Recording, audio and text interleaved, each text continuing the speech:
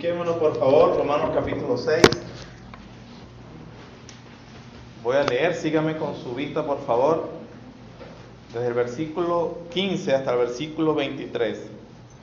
Dice la palabra del Señor: ¿Qué pues? ¿Pecaremos porque no estamos bajo la ley, sino bajo la gracia? En ninguna manera. ¿No sabéis que si os sometéis a alguien como esclavo para obedecerle, sois esclavos de aquel a quien obedecéis, sea del pecado para muerte, o sea de la obediencia para justicia? Pero gracias a Dios, que aunque erais esclavos del pecado, habéis obedecido de corazón a aquella forma de doctrina a la cual fuisteis entregados, y libertados del pecado, vinisteis a ser siervos de la justicia. Hablo como humano, por vuestra humana debilidad, que así como para iniquidad presentasteis vuestros miembros para servir a la inmundicia y a la iniquidad, así ahora para santificación presentad vuestros miembros para servir a la justicia. Porque cuando erais esclavos del pecado, erais libres acerca de la justicia. Porque cuando erais esclavo del pecado, eras libre acerca de la justicia. Pero ¿qué fruto tenías de aquellas cosas de las cuales ahora os avergonzáis? Porque el fin de ellas es muerte. Mas ahora que habéis sido libertados del pecado y hechos siervos de Dios, tenéis por vuestro fruto la santificación y como fin la vida eterna. Porque la paga del pecado es muerte, mas la dádiva de Dios es vida eterna en Cristo Jesús, Señor nuestro. Me quedó en la mente esos últimos versículos que leímos, que tuvimos en la lectura de Hechos capítulo 13, que es muy interesante, que Lucas registra que los creyentes fueron llenos del Espíritu Santo y de gozo. ¿Cuándo? Pablo le hizo toda una teología bíblica del Antiguo Testamento. Empezó desde Éxodo y los llevó por todos los profetas a decirle: Cristo es quien yo os anuncio. Y así fue donde ellos se regocijaron.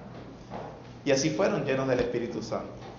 Es un dato importante, no lo quería dejar sin resaltar.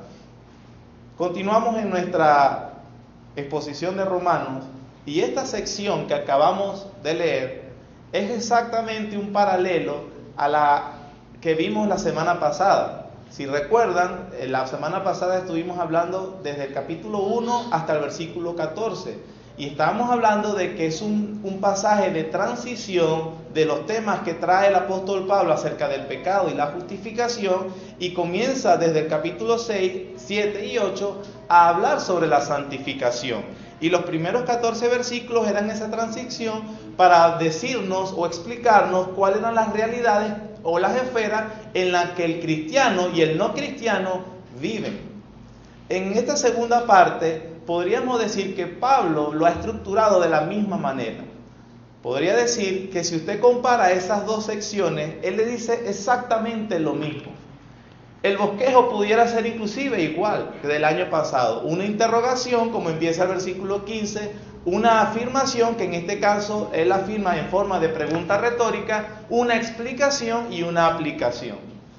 Él simplemente está diciendo la misma cosa que dijo en los primeros 14, pero modifica un poco las analogías para ayudarnos a entender esa verdad, mostrando también unas evidencias acerca de la santificación.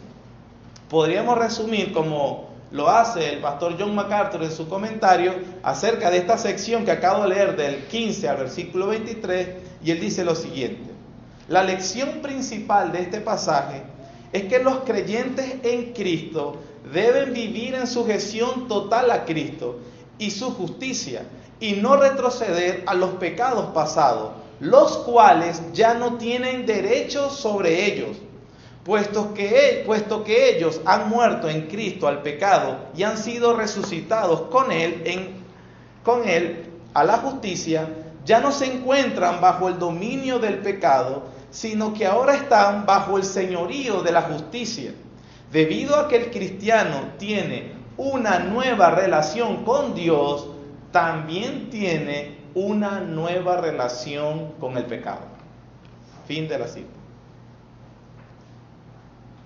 Me encanta cómo termina esa cita. Debido a que Pablo nos ha enseñado a que tenemos una nueva relación con Dios, el cristiano entonces también debe tener, o por consecuencia lógica y necesaria, una nueva relación con el pecado. Y en los versículos anteriores él nos está hablando acerca de la doctrina de la unión con Cristo. Esa la estuvimos explicando la semana pasada.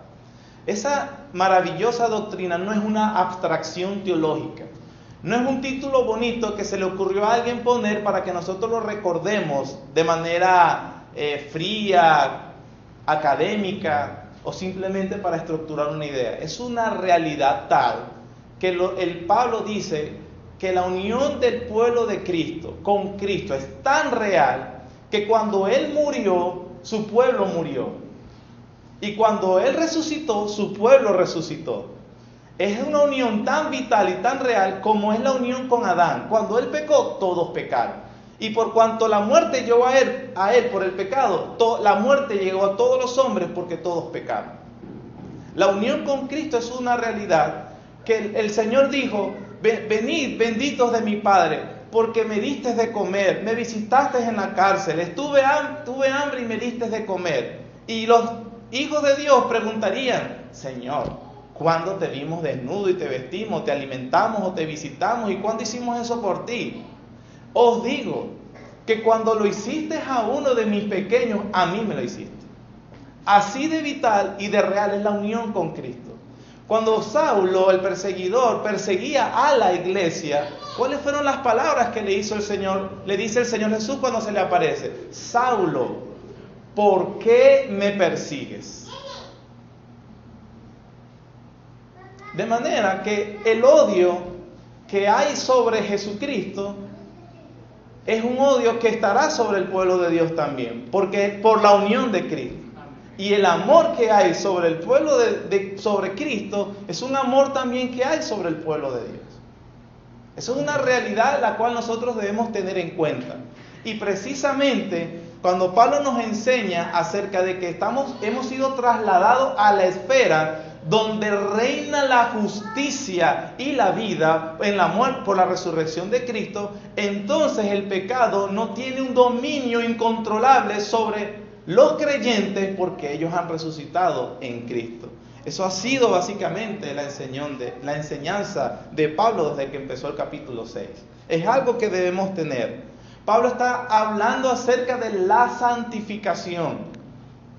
La santificación es la obra espiritual interior que el Señor Jesucristo lleva a cabo en el hombre por medio del Espíritu Santo. Cuando lo llama a ser un verdadero creyente, no solo lo limpia de sus pecados con su sangre, ahí vemos la justificación, y escuche bien, sino también lo separa de su amor natural por el pecado y el mundo, pone un principio nuevo en su corazón y lo hace practicar la piedad en su vida. ¿Notó esa definición de santificación? La primera parte es lo que Pablo ha explicado hasta el capítulo 5, de los primeros 3 de Romanos.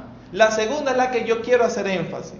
No solo lo limpia de sus pecados por su sangre, justificación, sino que también, escuche bien, lo separa de su amor natural por el pecado y el mundo. Pone un principio nuevo en su corazón y lo hace practicar la piedad en su vida. Es por eso que Pablo puede preguntar: ¿qué pues? ¿Pecaremos porque no estamos bajo la ley, sino bajo la gracia? Recordando que estas preguntas que Pablo se anticipa vienen de una enseñanza correcta de la justificación solo por la fe. Y Pablo dice: naturalmente le surgirán estas preguntas, como en el principio, en el 1 dice: perseveraremos en el pecado para que la gracia abunde. Después pregunta: ¿pecaremos porque no estamos bajo la ley? En las dos respuestas es: en ninguna manera, no, no, no, 1000 veces no. Eso no es posible, en primer lugar, porque estamos unidos a Cristo en su muerte y resurrección. En segundo lugar, porque Él nos está santificando. Es la quitado el amor natural hacia el pecado y el mundo y pone un nuevo principio en el corazón del creyente. Eso es por lo cual el creyente, cuando no entiende la santificación o no entiende la realidad de lo que está hablando Pablo aquí, es porque no entiende en verdad qué es el pecado. Cualquiera de nosotros, yo esperaría que pudiera dar una definición sucinta del pecado. Pero mucho me temo que a veces esa definición es teórica. No ha calado en el corazón verdadero de nosotros y lo vemos y no vemos lo que hemos obtenido en Cristo de su manera, en todo su peso. Un hombre escribió acerca o definió el pecado de la siguiente manera: es una deuda, una carga, un ladrón, una enfermedad, es una lepra, es una plaga, es un veneno, una serpiente, una ponzoña, todo lo que el hombre aborrece, eso es un bulto de maldiciones y calamidades bajo presión aplastante e intolerable que gime la creación completa. Eso es el pecado. Luego pregunta, ¿quién es el escolano canoso que cava la tumba del hombre? ¿Quién es la damisela pinturriada que roba su virtud? ¿Quién es la homicida que destruye su vida? ¿Quién es la hechicera que primero engaña y luego condena su alma? El pecado. ¿Quién con aliento gélido arruina el florecimiento de la juventud? ¿Quién rompe el corazón de los padres? ¿Quién arrastra a los ancianos con tristeza de sus cabellos grises a la tumba? El pecado. ¿Quién, por una metamorfosis más horripilante que la imaginada jamás por Ovidio, cambia a niños afectuosos en víboras, a madres tiernas en monstruos, a sus padres en seres peores que Herodes, que asesinan a sus propios inocentes? El pecado. ¿Quién lanza la manzana de la discordia en los corazones de un mismo hogar? ¿Quién enciende la antorcha de la guerra y la blande sobre las tierras temblorosas? ¿Quién rasga la túnica sin costura de Cristo creando divisiones en la iglesia? El pecado. ¿Quién es esta Dalila que le canta al nazareo para dormirlo y abandonar al fuerte de Dios en manos de los incircuncisos? ¿Quién por sonrisas salameras y mieles de adulación en su lengua se para en la puerta para ofrecer los ritos sagrados de hospitalidad y cuando la sospecha se duerme atraviesa traidoramente nuestros templos con una estaca? ¿Cuál es la bella sirena que se sienta sobre una roca al lado del estanque letal para engañar, cantando para embelezar, besando para traicionar y rodeando con sus brazos para hacernos saltar con ella a la perdición? El pecado. ¿Quién convierte en piedra el corazón más suave y amoroso?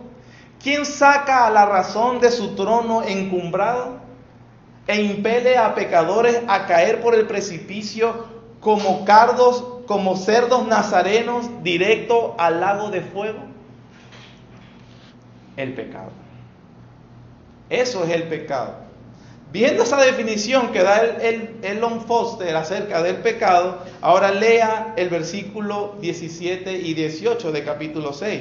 Dice, pero gracias a Dios que aunque erais esclavos del pecado, habéis obedecido de corazón a aquella forma de doctrina a la cual fuisteis entregados, y libertados del pecado, vinisteis a ser siervos de la justicia. Eso es la santificación. Lo que el cristiano debe entender por santificación. El pecado es el poder más devastador, debilitante y degenerador que haya entrado jamás en la raza humana. Es para el alma humana lo que es la corrosión para el metal más precioso. Isaías lo llama en el capítulo 30 un trapo asqueroso. En Deuteronomio 32 se le llama ponzoña cruel de áspide. contamina la justicia del hombre, tanto que en Isaías 64 a la justicia del hombre se le llama un paño menstrual. Pablo le llama al pecado que es toda contaminación de carne y de espíritu, en 2 Corintios 7. A los pecadores son como aquellos cuyas mentes y conciencia están corrompidas. El pecado es rebelde, ignora y pisotea la palabra de Dios. El pecado es ingrato, se niega a reconocer a Dios como fuente de toda buena dádiva. El pecado es incurable con esfuerzos humanos. El pecado domina la mente, los afectos y la voluntad. El pecado trae el control satánico, porque el pecado contribuye a los fines del príncipe de la potestad del aire, según Efesios capítulo 2. Todo pecador no redimido es un hijo del diablo, dice la Biblia en Juan 8, Juan 8, versículo 44. El pecado promete satisfacción, en lugar de ello trae miseria, frustración y muerte. Eso es lo que dice el versículo 23, porque la paga del pecado es muerte. Y viendo que la Biblia lo define así, Pablo pregunta, ¿qué pues? ¿Pecaremos? Pecaremos porque no estamos bajo la ley, sino bajo la gracia. ¿Entiendes el sentido de la ironía de la pregunta de Pablo?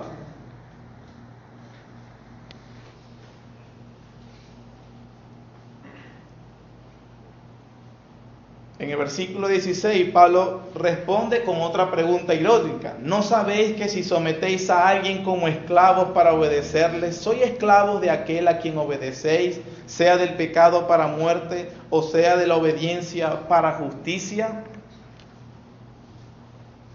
Pablo ha estado describiendo que la vida no regenerada está caracterizada por el reinado de la muerte y del pecado, porque es una vida en Adán. Pero en Cristo reina ¿qué? La justicia y la vida. Pablo trastoca inclusive la sensibilidad más delicada del hombre, su supuesta libertad y autonomía. A los hombres les encanta creer y decirse a sí mismos y gritar, yo hago lo que yo quiero. Yo soy el yo soy el capitán de mi barco. A mí nadie me va a decir lo que yo tengo que hacer. Yo soy un hombre adulto, maduro, responsable, que yo asumo la responsabilidad por las cosas que yo haga. Pero la Biblia dice que eso es mentira.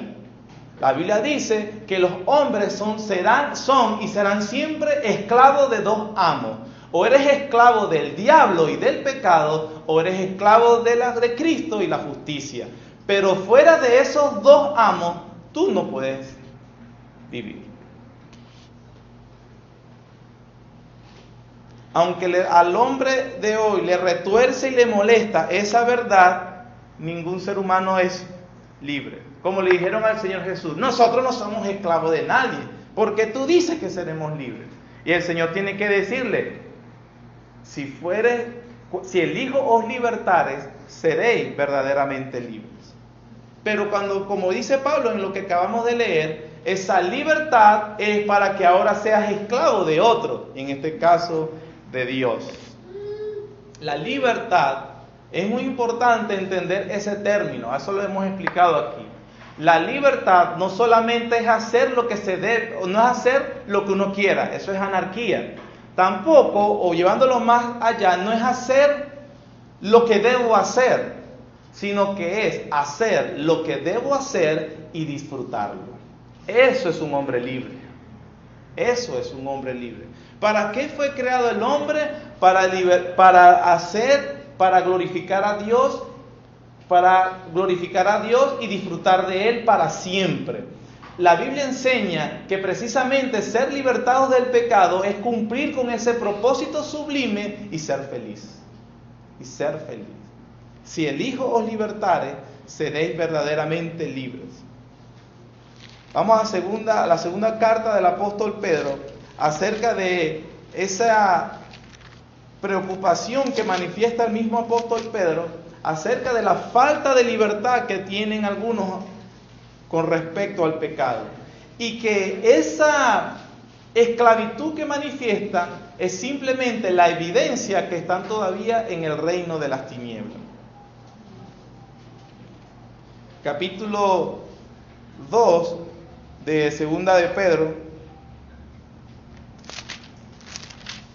versículos 18 y 19.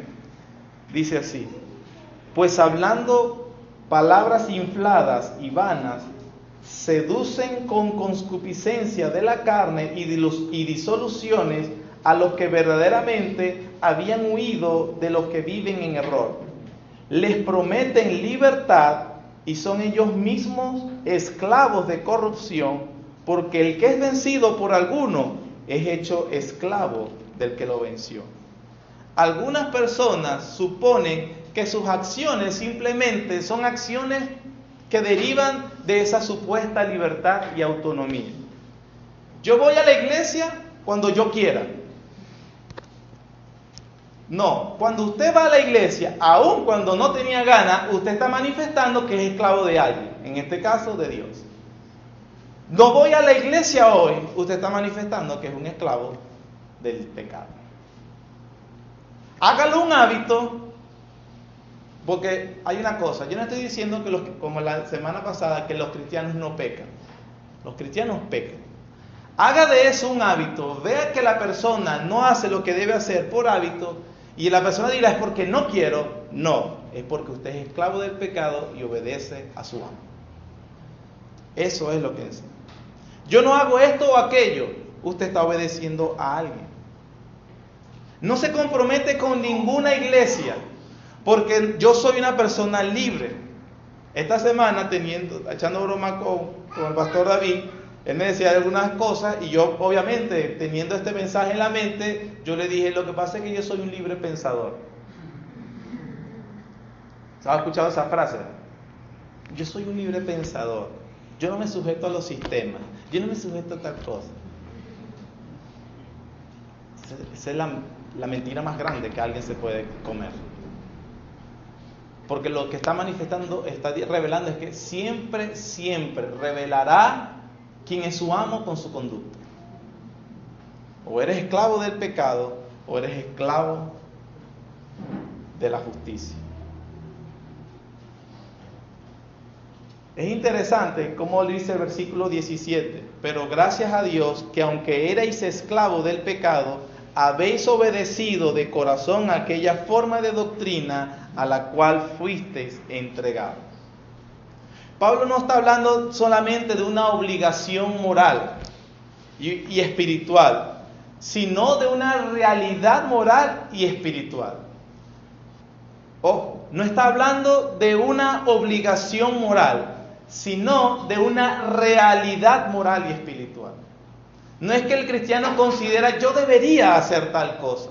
No, él dice, porque vives en el reino de la luz, entonces ellos hacen esas cosas. ¿Ve la diferencia? La nota. Es lo que está diciendo Pablo en todo el capítulo. Él no dice que los creyentes deberían admirar la justicia o desear la justicia.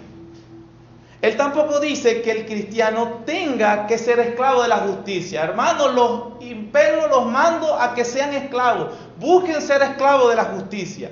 No, él dice que todo cristiano por creación divina es hecho esclavo de Dios. Si estoy expresando la diferencia, la está captando. No es una consideración que tú tienes, es que eres hecho porque eres esclavo. Es exactamente lo que dice el apóstol Juan en su primera carta, en primera de Juan, capítulo 3. Si se puede ubicar rápido, lo busca, si no, escuche con atención.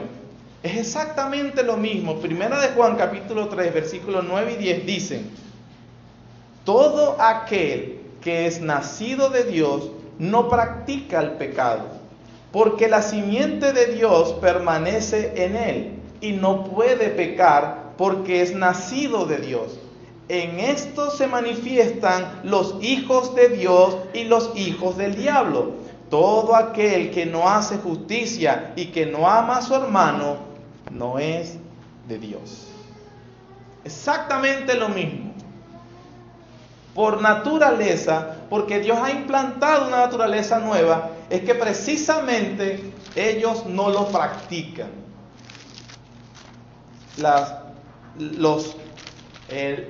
Decir la verdad completa, como cada vez hay que estar repitiéndola, no significa que no pecan, no habitan, no lo practican, no están constantemente en él, no viven de manera impenitente, es lo que quiere decir. No caen en el pecado y se mofan de eso, se alegran. El cristiano se entristece cuando ofende a su Dios Santo.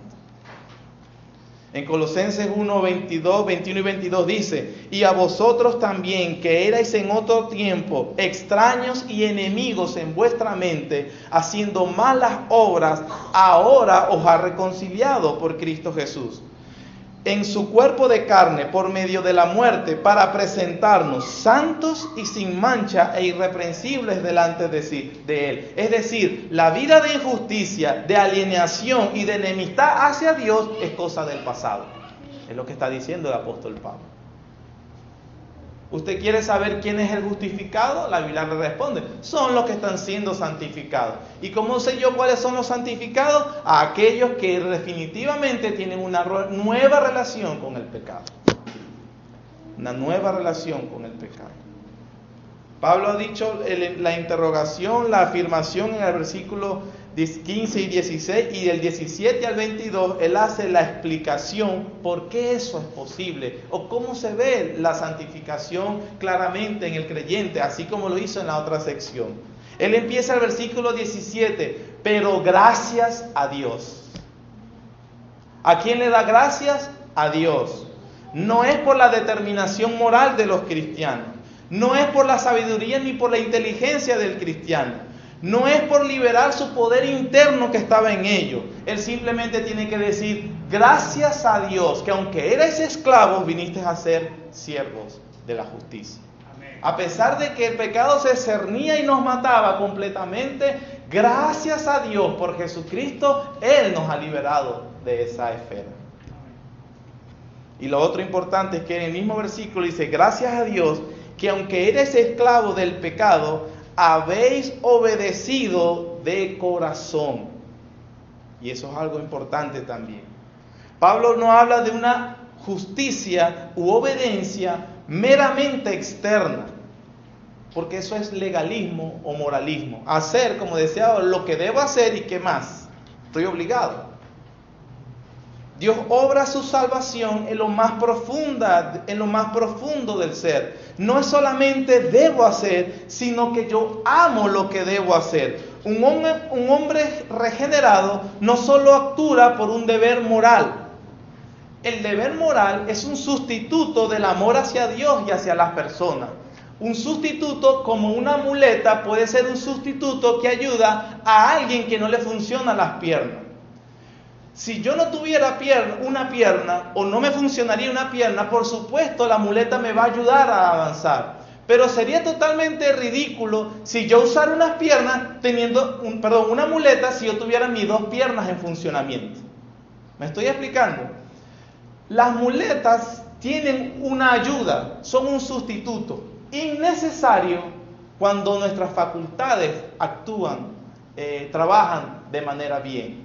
Es decir, el deber moral, los mandamientos de Dios, son una muleta que a veces nos ayudan porque no siempre estamos en nuestro mejor momento espiritual. Y cuando no estamos en el mejor momento espiritual, esas muletas nos ayudan a hacer lo que debemos hacer. Sin embargo, la Biblia dice que habéis obedecido de corazón. Las facultades del alma se han sido transformadas y el hombre ahora actúa por amor. Amén. Yo no necesito muletas porque mis piernas del amor, del hábito, del deseo de hacer las cosas para Dios funcionan correctamente. Eso es lo que queremos decir. Gracias a Dios habéis obedecido de corazón. El cristiano no hace la justicia es referente a lo de la ley de Dios, en contra de su voluntad. Amargado, frustrado. Tengo que hacer esto, tengo que orar, tengo que leer la Biblia, tengo que enseñarle la Biblia a la gente, tengo que predicar, tengo que hablar de Cristo, tengo que ir a la iglesia, tengo que cantar, tengo que ofrendar. tengo que vivir santo, tengo que rechazar el pecado.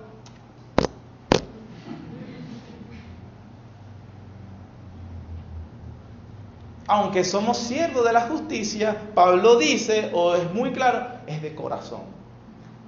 La evidencia de que alguien está siendo santificado porque fue justificado es que de corazón hace lo que debe hacer. Amén. Él ama la justicia hoy. Porque a veces también, era esclavo del pecado, ahora soy esclavo de Cristo. Pero nunca soy libre. Es que Él ha libertado nuestra alma para que le amemos libremente y voluntariamente. Lo atesoramos, lo preferimos, lo elegimos, lo deseamos. Amén. Otra vez en la primera carta del apóstol Pedro, capítulo 1, versículos 22 y 23, dicen lo que yo estoy tratando de expresar. Capítulo 1, versículos 22 y 23, escuche con atención si no lo ha encontrado, dice: habiendo purificado vuestras almas por la obediencia a la verdad, mediante el Espíritu, para el amor fraternal no fingido, amaos unos a otros entrañablemente de corazón puro. Y eso es posible, ¿por qué? Porque siendo renacidos, no de simiente corruptible, sino de incorruptible, por la palabra de Dios que vive y permanece para siempre. La predicación de la palabra y la aceptación de esta ha generado una nueva vida, una purificación del alma, que hace que el hombre actúe con un amor fraternal no fingido. Eso es ser esclavo de la justicia. Hay un amor genuino por las cosas de Dios. Dice como el apóstol Pedro en Juan capítulo 6: ¿a quién iré, Señor? Solo tú tienes palabras de vida. O dice como el salmista en el Salmo 73: ¿a quién tengo yo en los cielos sino a ti? Y fuera de ti yo nada deseo aquí en la tierra. No deseo nada aquí en la tierra. Es una obediencia de corazón. Es una esclavitud en amor. Dice el versículo 17: gracias a Dios que aunque eres esclavo del pecado, habéis obedecido de corazón. ¿Qué obedecieron de corazón? A aquella forma de doctrina en la cual fuisteis entregados. Ellos fueron entregados no a una idea nebulosa. El cristiano no es alguien que yo me entregué a Cristo, pero ¿qué? Ahí yo creo. ¿Qué crees? No es una idea abstracta sin sentido. No es una cuestión nebulosa que no sabes qué definir. La Biblia enseña: te entregaste de corazón a una doctrina. Eso es lo que dice la palabra de Dios. El deseo de conocer y obedecer la palabra de Dios es una de las marcas de salvación genuina. Desde el principio los creyentes se interesaron en la doctrina. Eso a diferencia de muchos hoy que dicen: yo amo a Jesús, pero no amo la doctrina. Yo predico a Cristo, pero yo no predico doctrina. Una persona que le diga eso no sabe lo que está diciendo. O mejor dicho, huya de alguien así. Nosotros alabamos a Cristo, alabamos a Dios, pero nosotros no queremos doctrina. Las doctrinas se separan. Qué extraño, porque Pablo dice que los creyentes de corazón obedecieron a la forma de doctrina que fueron entregados, y en Hechos capítulo 2, 42 dice que los discípulos perseveraban en la doctrina de los apóstoles. Ellos no perseveraban en otra cosa. Realmente tú puedes decir que amas la palabra de Dios. Estás interesado en escucharla y en obedecerla. Realmente tu corazón, los afectos de tu alma se excitan precisamente al escuchar la palabra de Dios. Y como dice en lo del camino de Saúl, no ardía nuestro corazón cuando nos enseñaba las Escrituras. El Señor Jesucristo mismo dijo que la evidencia de que alguien verdaderamente lo ama y está en Él es alguien que lo obedece y que escucha su palabra. En Juan capítulo 8, versículo 31 dice de la siguiente manera: dijo entonces Jesús a los judíos que habían creído en él: si vosotros permaneciereis en mis palabras, seréis verdaderamente mis discípulos. ¿Qué debo hacer para ser un discípulo de Dios? Permanecer en su palabra. En el capítulo 14, versículo 21, dice exactamente lo mismo. El que tiene mis mandamientos y los guarda, ese es el que me ama. Y el que me ama será amado por mi Padre, y yo le amaré y me manifestaré a él. Versículo 23. Respondió Jesús y le dijo: el que me ama, mi palabra guardará, y mi Padre le amará, y vendremos a él y haremos morada con él. 24. El que no me ama, no guarda mis palabras, y la palabra que habéis oído no es mía, sino del Padre que me envió. Capítulo 15, versículo 10, del mismo Juan. Dice de la siguiente manera: si guardareis mis mandamientos, permaneceréis en mi amor, así como yo he guardado los mandamientos de mi Padre y permanezco en su amor. Todos estos versículos con los que dice Pablo en el capítulo 6 de Romanos, nos dicen que el pueblo de Dios es caracterizado porque ama las sanas palabras, la palabra de Dios, y busca la palabra de Dios. Amén. Y la obedece. No es solamente un interés académico, no es simplemente un interés para debatir, para humillar a otros, para demostrarles cuánto se sabe. Es porque la atesora verdaderamente y la quiere obedecer. Yo le digo esto con toda responsabilidad y con la autoridad de la palabra de Dios. Si usted no se le evidencia ese amor en su vida privada, yo quiero decirle que usted no es santificado, y no es justificado, y no es cristiano. No importa cuántos cultos entre. Porque Pablo dice que Dios ha hecho que de corazón los cristianos amen la palabra de Dios y la obedecen. Y eso es lo que dice el Señor Jesucristo. Era tan importante que Pablo exhortó a Timoteo: Timoteo, retén las formas de las sanas palabras que de mí oíste. Una forma, hay una doctrina, hay un cuerpo de doctrinas que debe perseverarse. Le advirtió después a Timoteo: Timoteo, vendrá tiempo cuando no sufrirán la sana doctrina, no la soportarán. A la gente no le gusta oír doctrina. Entonces, debido a eso, teniendo comezón de oír, se amontonarán maestros conforme a sus propias concupiscencias. Les van a enseñar lo que quieren oír, pero no les enseñan doctrina. A Tito, otro pastor, le advirtió que el obispo, los pastores que él ordenaría en Creta, debían ser retenedor de la palabra, fiel, tal como ha sido enseñada, para que también pueda exhortar con sana enseñanza y convencer a los que contradicen. Y después en el capítulo 2 le dice al mismo a Tito: pero tú habla lo que está de acuerdo a la sana doctrina. El énfasis del Nuevo Testamento de los apóstoles es que hay una doctrina, hay un cuerpo de verdades que la iglesia ama, predica y conserva. Y una evidencia de la santificación es que la aman de corazón. Esto, por supuesto, hace que una iglesia sana debe demandar de sus predicadores y maestros que ellos, cada vez que prediquen la palabra de Dios. Y uso el término correcto: demandar. Esperamos que se haya preparado en la palabra de Dios. Esperamos que predique la palabra de Dios. Pero la otra cara de la moneda también es cierta, hermano. Así como demandamos, esperamos y creemos que es obligación de un predicador predicar la palabra de Dios, significa que los oyentes deben poner toda diligencia con tal de escuchar la palabra de Dios. Toda diligencia.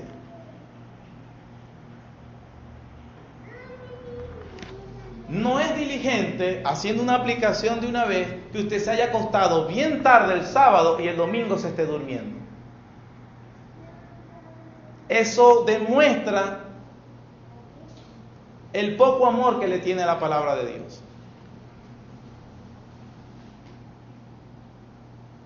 No es diligente que usted se haya venido sin desayunar y esté mareado con dolor de cabeza naturalmente. Eso demuestra que usted no estaba preparado para escuchar la palabra de Dios. Y no la ama. Todo, en cuanto al culto, debe girar a la palabra de Dios. Los cantos deben girar a la palabra de Dios. Las oraciones alrededor de la palabra de Dios. La predicación alrededor de la palabra de Dios. Y el oyente debe estar girando alrededor de la palabra de Dios. Amén. Completamente. Amén. Completamente. Y no hacerlo así es admitir que gracias a Dios yo no he sido esclavo, yo no he obedecido de corazón a aquella forma de doctrina a la cual fuiste entregado. O como dicen los entendidos, que pudiera ser una mejor traducción, a la cual fuiste moldeados. ¿A usted le han dicho alguna vez, te están adoctrinando en esa iglesia? Sí, ese es el propósito de la iglesia, adoctrinar. ¿Me quieres adoctrinar? Sí, yo lo estoy queriendo adoctrinar.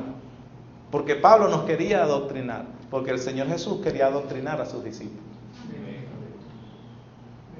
Esa es la doctrina. Y esa es la evidencia del amor. Tal responsabilidad del creyente con la palabra de Dios, del predicador, como el del oyente, es que se debe cumplir lo que dice la primera carta de Tesalonicenses. Vamos a buscarlo rápidamente. Primera carta a los Tesalonicenses, capítulo 1, versículos 2 y 13. Perdón, capítulo 1, discúlpeme, capítulo 2, versículo 13. Primera a los Tesalonicenses, capítulo 2, versículo 13. Por lo cual, también nosotros, sin cesar, damos gracias a Dios de que cuando recibiste la palabra de Dios que oíste de nosotros, la recibiste no como palabra de hombres, sino según es en verdad la palabra de Dios, la cual actúa en vosotros los creyentes. Ese es el sentido inclusive cuando hay un culto, hermano. Y cuando uno predica la palabra de Dios, sí en verdad está predicando la palabra de Dios. Que la responsabilidad es la autoridad porque se habla y no está hablando. Esa es una cosa por la cual a veces, no por odiosos, no porque, bueno, porque yo soy muy delicado y no quiero ni que suene un mosquito. Eso no es el sentido, sino porque de verdad creemos que a pesar de que hay un instrumento humano, falible, pecador como los demás, hablando, si está hablando la palabra de Dios, como dice Pablo en Tesalonicenses, los creyentes deben estar recibiéndolo no como palabra de hombre, sino palabra de Dios. Entonces eso requiere la total solemnidad, seriedad, disposición de cada uno de nosotros.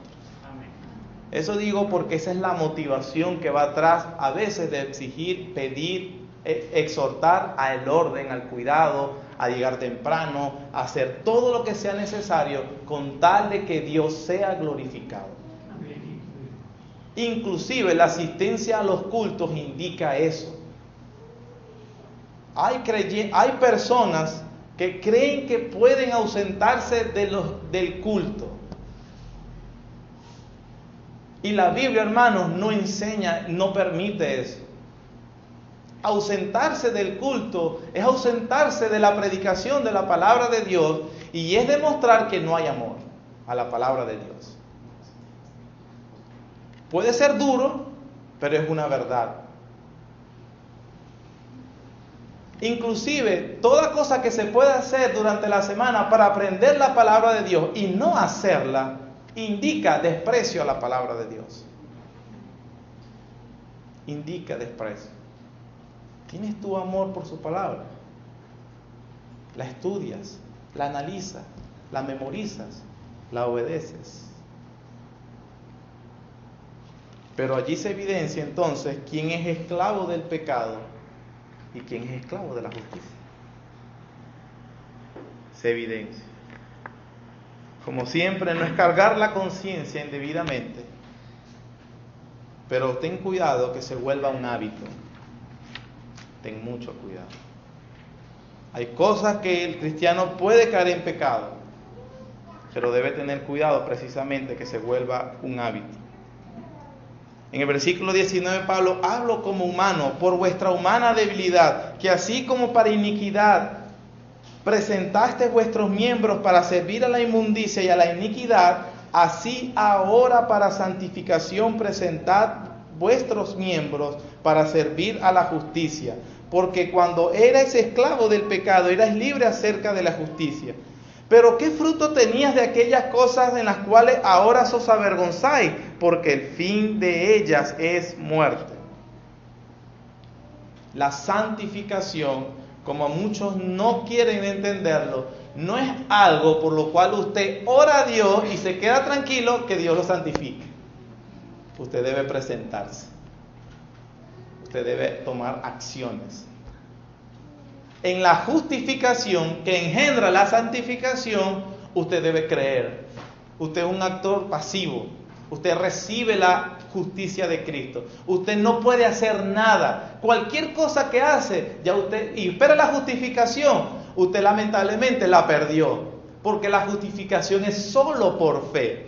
Pero la santificación, usted no se puede quedar pasivo. Ay Dios, santifícame ahora. No. Es cierto, usted no va a ser más justificado mañana que hoy. La justificación ha sido una vez por todas. Pero usted sí puede ser más santificado mañana que hoy. O hoy que ayer. Porque es un accionar progresivo. Y es algo donde el cristiano se presenta. El cristiano toma acciones. Toma un curso de acciones. Una planificación de vida que lo va a ayudar a ser santificado.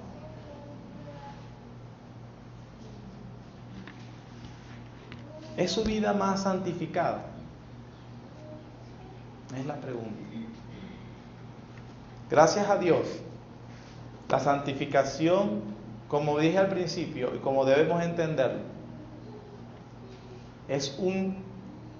viene después de la justificación. Usted debe creer por fe.